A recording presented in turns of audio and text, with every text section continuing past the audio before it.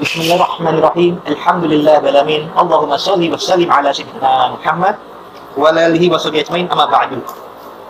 Yang kami muliakan Sohibul Baik, Kiai Haji Imaduddin Usman, dan para alim ulama, Kiai Maujud, Abah Kiai Yusuf Al-Mubarak Al-Jalani Al-Hasani, dan juga tamu kita dari Jogja, Gus Fuad Leret, Gus Islah, Pak Komandan dari Densus, dan lain sebagainya. Yang mohon maaf juga para mujahid zaman now, para YouTuber yang kami hormati juga. Dan mohon maaf yang tidak dapat kami sebut satu persatu, tapi tanpa mengurangi rasa hormat. Selamat datang di bumi Banten, di pesantren Nahdlatul Ulum. Nama jalannya Jalan Nawawi Muda. Jadi alhamdulillah tokoh kita Kiai Imaduddin Usman ini insya Allah dengan rumahnya atau pesantrennya ada di Jalan Nawawi Muda, insya Allah ini melanjutkan perjuangan Syekh Nawawi Al-Bantani di masa lalu, di masa kekinian. Di masa lalu Syekh Nawawi ini juga dengan ulama Banten lain, dengan misalkan Syekh Abdul Karim Tanara, dengan Syekh Asnawi Caringin, itu menggelorakan perjuangan melawan penjajah Belanda. Namun sayangnya di masa itu di counter oleh pihak penjajah Belanda dengan sesama ulama, yaitu Habib Usman bin Yahya Mufti Betawi dari kalangan Ba'alawi. Ternyata permasalahan dengan kalangan Habaib Ba'alawi ini tidak hanya zaman sekarang, tapi ternyata sudah ada permasalahan dari zaman ke zaman di bumi Nusantara ini. Bahkan di Banten ini pun juga pernah terjadi, selain di abad 19, di abad 18 pernah terkudeta Kesultanan Banten oleh Syarifah Fatimah Ba'bud di tahun 1750 sampai dengan 1752. Jadi kalangan Ba'alawi ini ternyata pernah ada permasalahan dengan kalangan pribumi dan kalangan keluarga Wali Songo, keluarga Kesultanan Banten di abad 18, di abad 19, dan zaman now di abad 21 terjadi lagi permasalahan. Dan insya Allah permasalahan ini dimulainya juga bukan dari kita yang memulai, bukan bangsa pribumi yang memulai, tapi dari ulah oknum-oknum mereka sendiri. Dari oknum-oknum sendiri, mereka ada yang sombong dengan nasabnya, ada yang zalim merendahkan orang lain, ada yang kemudian mengkapitalisasi umat, dan hal-hal yang negatif-negatif ini menjadikan seorang ulama Banten melakukan ijtihad amar ma'ruf nahi munkar, yaitu Kiai Imaduddin Usman dengan mengkaji data-data kitab bahwasanya ada permasalahan dalam nasab mereka, leluhur mereka yang belum sesuai dengan kaidah ilmiah secara data kitab. Yakni kalau yang lain sudah baca, ada jeda riwayat 500 tahun atau 5 abad dari semenjak zamannya Ubaidillah, tokoh leluhur mereka, sampai dengan di abad 9 Hijriah, kalau di Masehikat abad 15, baru ada pencatatan sebagai keturunan daripada Ahmad Al-Muhajir, yang mana dalam data resmi Ahmad Al-Muhajir ini hanya berputra 3, Muhammad, Ali, dan Hussein. Nah ini ada kemudian disambungkan kepada nasab Ahmad bin Isa Al-Basri bin Muhammad Naqib bin Ali Raidi bin Jafar Sodik bin Al-Bagir bin Ali Sahabidin bin Imam Hussein bin Ali bin Abi Thalib yang menikah dengan Sayyidah Fatimah Zahra binti Nabi Muhammad Sallallahu Alaihi Wasallam. Ahmad bin Isanya betul nasabnya, tapi Ubaidillahnya ini yang masih menjadi kajian oleh Kiai Imaduddin Usman, dan alhamdulillah menjadi pencerahan bagi kita semua. Nah, namun demikian permasalahan kitab ini saja sebenarnya hanya dari salah satu faktor. Dari faktor lain, kalangan Ba'alawi Yaman pun juga ada kekurangan dari kesaksian isbat nasab dari nakib internasional. Nah, kalau mereka mengklaim sebagai turunan Rasulullah dari jalur Yaman, yang mana Ahmad Al-Muhajir ini pindahan daripada Irak, semestinya mereka juga diakui oleh nakib Irak dan juga nakib internasional lainnya. Karena sesama Zuriyat Ahlul Bait ini ada jaringan asosiasi nakibnya yang ada dari Maroko, Libanon, Irak, Iran, Mesir, dan lain-lain. Nah, semestinya kalau mereka terkonfirmasi nasabnya, harusnya juga ada kesaksian tersebut. Tapi ternyata tidak ada. Itu yang kedua. Jadi kalau keimat, baru dari satu faktor masalah kitabnya, ada putus riwayat. Yang kedua, kurangnya isbat kesaksian nasab. Yang ketiga, di zaman now, zaman canggih, sudah ada penelitian tes YDNA. Jadi, apabila dalam data, kita misalkan ulama-ulama terdahulu itu, atau ulama internasional, mengedepankan husnuzon. Kalau Ahmad Al-Muhajir ini, siapa tahu, nikah siri, punya anak yang belum tercatat, bisa saja kan terjadi kemudian seperti itu. Maka kemudian haruslah dites DNA untuk membandingkan genetik daripada zuriat Nabi yang lain dengan zuriat Ba'alawi Yaman. Nah, ternyata meskipun di Indonesia ini Habib-Habib belum ada yang menyatakan sudah, tapi ternyata di kalangan internasional sudah ada kalangan Ba'alawi Yaman yang melakukan tes DNA. Dan ternyata, mohon maaf sekali, data genetik mereka tidak sinkron dengan data zuriat Nabi lainnya. Karena kode haplogrupnya berbeda dan belum ditemukan juga SNP mutasi genetik baik ke Hasani maupun Husaini. Kalau haplogrupnya yang terbukti tercover dengan Bani Hasim yang lain haruslah berhaplogrup J1. Nah, sedangkan haplogrup mereka adalah J. Nah, J ini ternyata, mohon maaf sekali, dari data jwisdna.net itu malah terklasifikasi dalam kalangan keluarga keturunan Yahudi Askenazi dari Kaukasia. Dan ini terbukti dari jwisdna.net, dan juga mohon maaf sekali, dalam metadata ini adalah para Yahudi Yaman itu cukup banyak. Nah, Yahudi Yaman memiliki tradisi kebudayaan turun-menurun yang sama persis atau serupa dengan mereka, baik dari musiknya, dari tariannya. Nah, sedangkan dalam Islam ada hadis, barang siapa yang mengikuti kaum tertentu adalah bagian dari kaumnya tersebut. Nah, jadi ini amat sangat meresahkan bagi bangsa kita apabila bangsa kita ini terjajah di masa kekinian terhadap oknum-oknum yang belum tentu sebagai zuriat Nabi. Jadi ada 3 hal tadi ini yang menjadi meresahkan bagi kalangan kita, sehingga ketika ada ulama-ulama yang melaksanakan ijtihad amar ma'ruf nahi munkar, semestinya kita dukung bersama. Kalau ada yang tidak setuju, sebaiknya dengan melakukan kajian ilmiah untuk menolaknya, bukan dengan cara pelaporan hukum. Jadi dengan adanya oknum-oknum tertentu yang melakukan laporan hukum kepada Kiai Imad, baik di Jogja maupun di Gorontalo, kami sangat menyayangkan. Semestinya tidak seperti itu. Yang namanya kaidah ilmiah, kajian ilmiah harus di counter dengan kajian ilmiah pula, bukan dengan emosi, bukan dengan cara persekusi, bukan pula dengan cara melapor hukum. Karena insya Allah pasalnya tidak akan masuk. Karena yang namanya kajian ilmiah, Indonesia ini ada undang-undang yang melindungi pendapat hak warga negara ini untuk mengeluarkan pendapatnya dan melakukan pengkajiannya.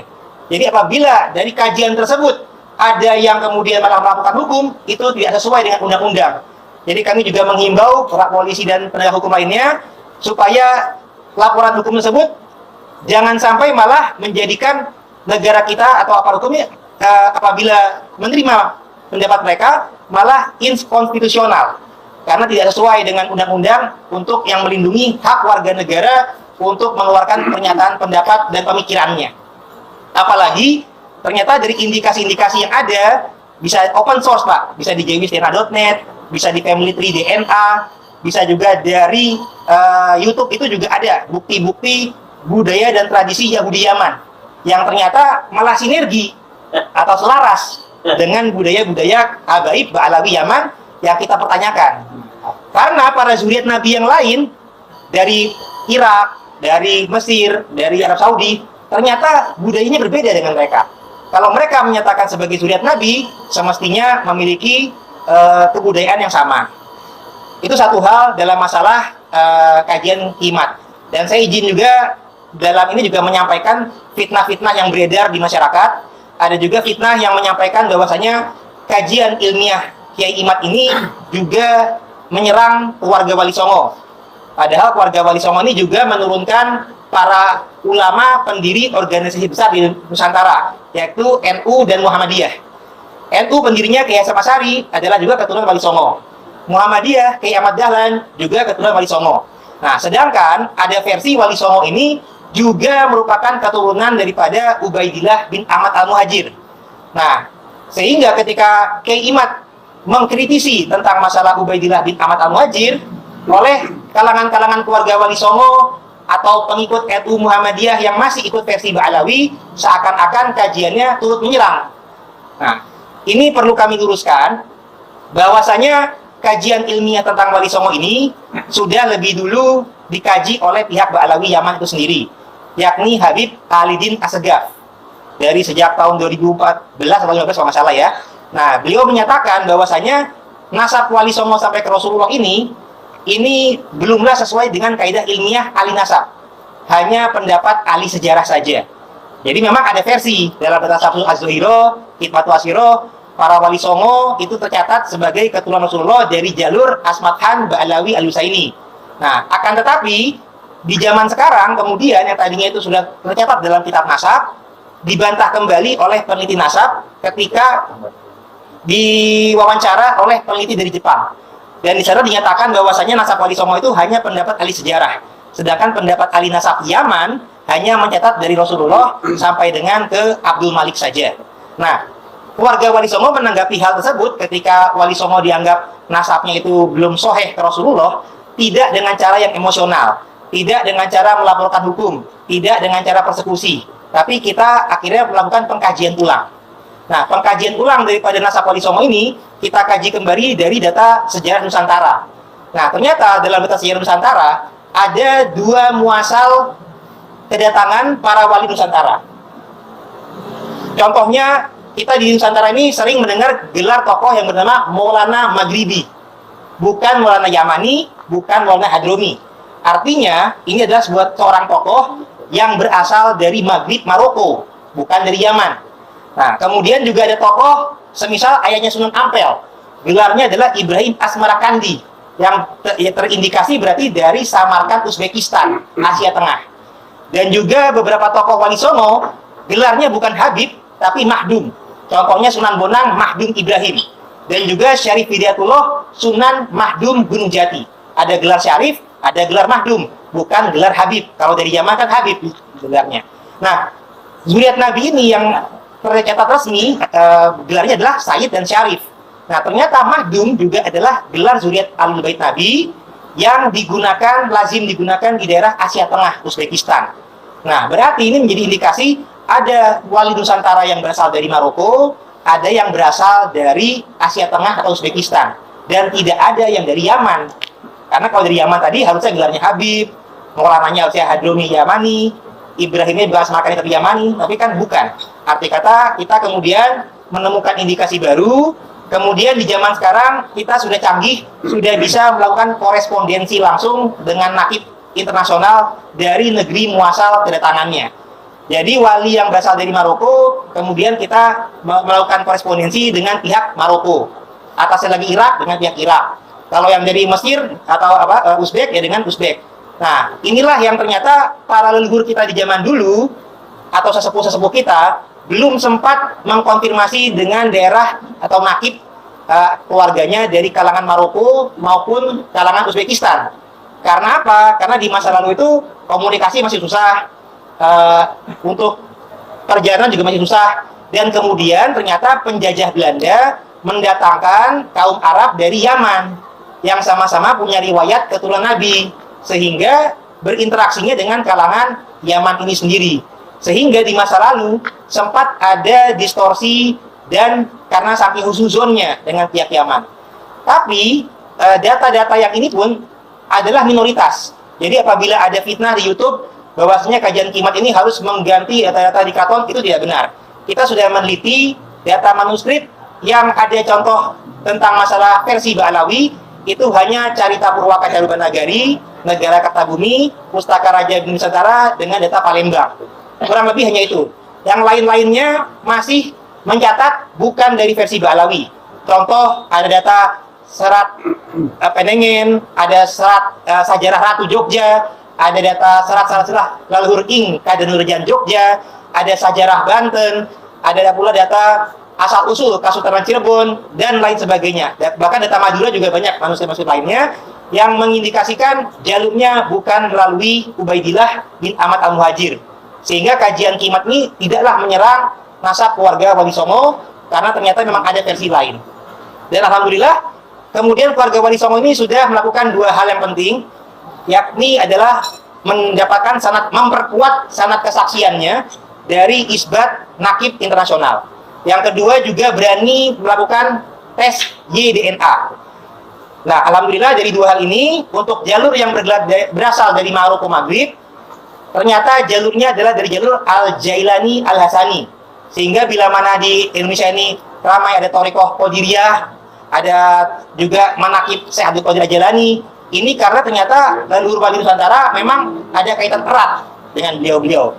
Dan juga untuk jalur Al-Husaini, alhamdulillah kita sudah mendapatkan juga isbat nasab dari nakib Irak, India, dan menyusul dari asosiasi Ahlul Bait yang diakui oleh PBB. Sehingga untuk masalah isbat nasab ini harus terklasifikasi secara internasional, bukan hanya organisasi skala lokal. Yang mohon maaf. Karena organisasi skala lokal itu artinya pengakuannya hanyalah secara sepihak saja, hanya skala Jakarta saja, belum diakui oleh skala internasional. Nah, termasuk mungkin dari kajian Kiai Ahmad Usman ini kan juga bagi yang mengetahui bahwasanya pendiri NU, pendiri Muhammadiyah kan keturunan Jumadil Kubro. Nah, Jumadil Kubro ini kan disangka ke jalur Ba'alawi. Maka dengan ini saya juga akan menginformasikan bahwasanya dari nakib internasional, yakni dari nakib Irak dan India, ini alhamdulillah sudah memberikan data yang dikomparasi dan dikolaborasi antara data Nusantara dengan data isbat nakib luar, sehingga per hari ini akan coba saya sampaikan nasab Jumadil Kubro yang sebenarnya, yang lebih mendekati kebenaran. Jadi bahwasanya sehingga dengan ini ke depannya perlu diketahui Kiai Hasyim Asy'ari, pendiri NU, Kiai Ahmad Dahlan, ini bukanlah keturunan Ba'alawi, tapi jalurnya adalah sebagaimana yang saya sebut dengan berikut ini. Jadi yang paling utama adalah gelar mahdum. Ini adalah indikasi bahwasanya memang sinkron asal muasal kedatangannya.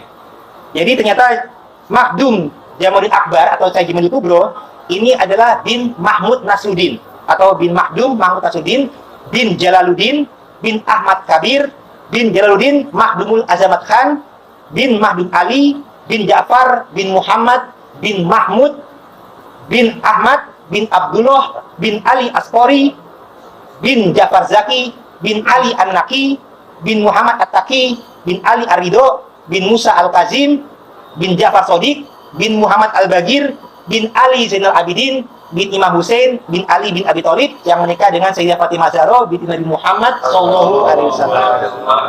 Jadi dengan ini insya Allah kedepannya bahwasanya jangan lagi menganggap kajian Kimat ini menyerang juga pendiri NU, Muhammadiyah dan keluarga Wali Songo lainnya, karena jalurnya berbeda.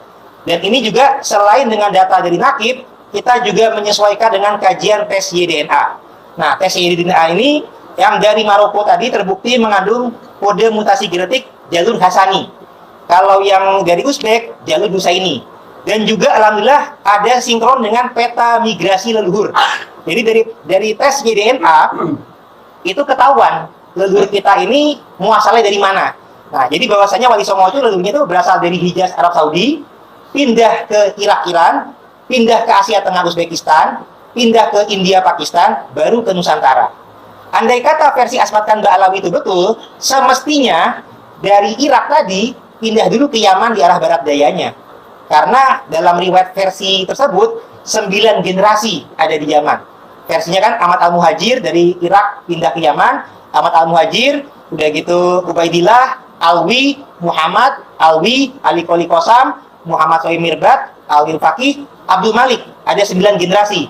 Andai kata ini betul, semestinya dalam peta migrasi tercatat pindah ke Yaman. Ternyata tidak. Sehingga ini menandakan dari hasil penelitian tes DNA tidak terkonfirmasi dan tidak ilmiah versi bahwasanya Wali Songo keturunan dari Ba'alawi. Nah, dengan demikian kita sudah merevisi dan sudah kita sampaikan kepada Kiai Wapres Maruf Amin juga. Alhamdulillah tanggapan beliau juga positif bahwasanya memang sejarah dan silsilah keluarga besar Wali Songo perlu diluruskan. Tetapi insya Allah keluarga Wali Songo ini berbeda kebiasaannya dengan kalangan habaib. Insya Allah keluarga Wali Songo ini meneliti silsilah untuk sekedar menyambung silaturahim. Jadi bukan untuk merasa sombong, merendahkan yang lain, bukan untuk mengkapitalisasi umat, menzalimi, tidak. Karena kita sudah sebagai bagian daripada bangsa Indonesia. Nasab kita ini semuanya juga sama-sama saudara, sesama turunan Nabi Adam alaihi salam. Dan semuanya kita sama-sama mulia, tapi yang paling utama kemuliaan bukan dari nasab, tapi dari iman kita, ilmu kita. Karena Allah akan mengangkat derajat orang yang berilmu dan beriman. Dan juga yang paling mulia di sisi Allah adalah yang paling bertakwa. Jadi bukan masalah nasab. Sehingga dengan ini kami juga tidak setuju dengan pendapat yang menyatakan bahwasanya Habib belajar kepada Habib yang bodoh lebih utama kepada 70 kiai. Nah, jadi dengan klarifikasi yang ketiga adalah kami sangat menyayangkan bila mana kajian ilmiah oleh Kiai Imad ini malah di counter dengan laporan hukum, cacian, caci maki, mengumpulkan umat untuk tidak menyukai beliau. Ini harus sangat dihentikan. Dan kami juga dari keluarga Wali Songo juga ada Garda Wali Songo, di mana di sini juga hadir penasihat kami Abah Kiai Yusuf Barok yang juga seorang pendiri juga, dan saya juga selain ketua Robitoh Bangsawan Banten juga dipilih untuk menjadi ketua Garda Wali Songo. Insya Allah kedepannya kami akan melakukan tindakan yang membela marwah Wali Songo, karena Wali Songo ini adalah tidak hanya sekedar turunan Nabi saja, tapi merupakan tokoh yang berjasa dalam dakwah Islam Nusantara. Sehingga umat Islam terbanyak di dunia adanya di Indonesia, bukan di negara-negara lain. Ini merupakan jasa dakwah para Wali Songo. Dan juga ini menurunkan tokoh-tokoh pendiri organisasi Islam terbesar di Indonesia, yakni NU dan Muhammadiyah. Dan juga menurunkan para pahlawan nasional. Contohnya Sultan Agung Tayasa, Pangeran Diponegoro, Sultan Abu'l-Drin II, Sultan Agung Mataram, Nyai Ageng Serang, dan lain-lain. Jadi tokoh-tokoh pahlawan nasional ini adalah para keturunan Wali Songo. Nah, ketika ada oknum yang yakni Bahar bin Smith, saya jelaskan saja, menyampaikan bahwasanya Wali Songo tidak berketurunan, itu sangat tidak tepat sekali. Itu sangat tidak sesuai dengan etika bangsa kita, tidak sesuai dengan kajian ilmiah, dan juga apabila dia menyampaikan turunan Wali Songo itu terputus dari garis perempuan, maka para habaib juga terputus sebagai pribumi dari garis perempuan. Karena kan mereka mengaku pribuminya dari turunan garis perempuan. Kalau mereka konsisten hanya garis laki, berarti mereka bukan pribumi. Kalau ya, kalau. Maka dari itu, insya Allah kita ya. Maka dari itu, insya Allah kita dalam pertemuan kali ini saling bahu-membahu, saling sinergi demi menjaga marwah bangsa ini. Kami tidak ingin ada lagi bangsa kita yang diperbudak. Sudah cukup 350 tahun dijajah oleh Belanda. Jangan dilanjutkan penjajahan oleh kalangan bangsa lain di negeri sendiri. Sekian dari kami. Wassalamualaikum warahmatullahi wabarakatuh.